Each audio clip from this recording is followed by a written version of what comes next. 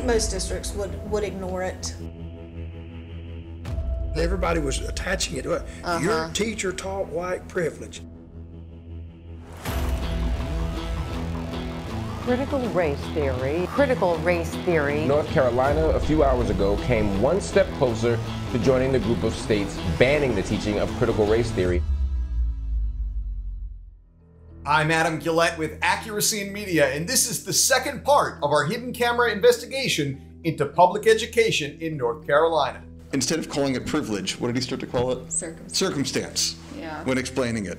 Right. And he's like, the same thing. The parents aren't bothered by the content. But if I use that label. It's a different word. Yeah, I don't know if you guys have to deal with that at all. No. Nice. No. That's awesome.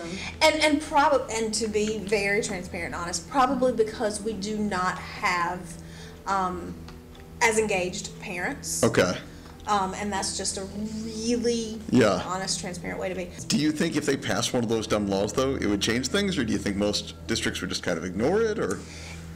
Yeah, I think most districts would ignore it. That's a common theme we've heard from administrators around the country. The parents trust us. They don't watch us that closely. They don't pay attention, so we can get away with whatever we want. In addition, we've investigated countless states that have banned these principles, and we found exactly that even if it's against the law, the administrators and teachers are going to do whatever they want. Speaking of some of our kids taking community college classes, Yeah. those are college classes. Yes. Those may be a junior in high school, but it's a college class. Yes. And one of the instructors had a pretty challenging message and talked about white privilege and was pretty, it was a Good. college class.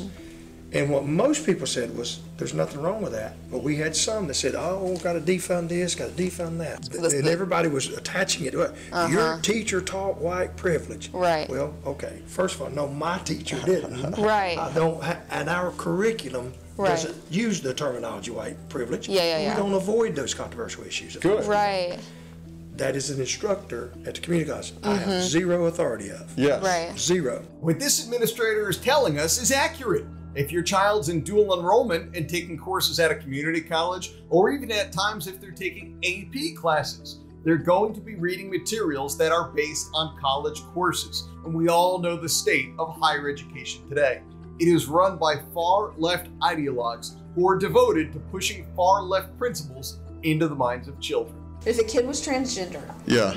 and told a teacher that, then it was in the teacher's responsibility to tell a parent. And they have gotten a ton of pushback about that. And I don't think, and I was like, you can't legislate what you're going to make a teacher tell about a child. So And did they pass that?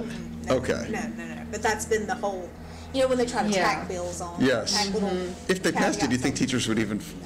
Not here. Now, if you look at all of the scores, we see that public education is struggling massively despite receiving far greater funding than has ever happened before per student adjusted for inflation.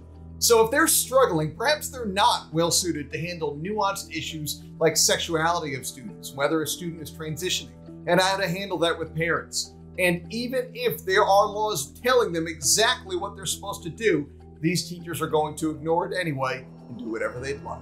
I'd like to think at the end of the day, teachers going to close the door and do what's right, regardless of what a politician says. We do that a lot around here. Oh, really? Yeah, I spend a lot of my time walking the tightrope. And again, I'm old and I can retire, and so what are they going to do? Fire me? Whatever. I spend a lot of time walking that tightrope of what law says and what GS 115 says I'm supposed to do as an assistant superintendent versus what I know is good for kids. Yes. And what I know is good for teachers. And so, And you won't be surprised to learn that this is an attitude we heard throughout the state of North Carolina. We're actually rolling out a program here where teachers are, it's called the If You Know But Don't Tell process, where if your student comes to you and say, hey, I am trans, the teacher cannot then go tell a parent, hey, your kid is this, then causing controversy and things at home, because right now, if you were to ask one of the teachers about your child's status, they're required to tell them. So we're about to cut that back, because we feel like it should be the child's ability to feel comfortable enough with The privacy. Yeah. It's always hard to be an educator, and I sympathize with educators dealing with students who have these challenging issues at challenging times in their life. But different parents would want these things to be handled differently. A one-size-fits-all approach is not right for every child and every family. That's why school choice is the only solution to this problem. Real school choice where the money follows the child. If you want to make school choice happen in your community, use the Action Alert link below this video right now to send one message that goes to all the relevant elected officials in your area. Again, I'm Adam Gillette with Accuracy in Media, and we have more investigative journalism coming into public education.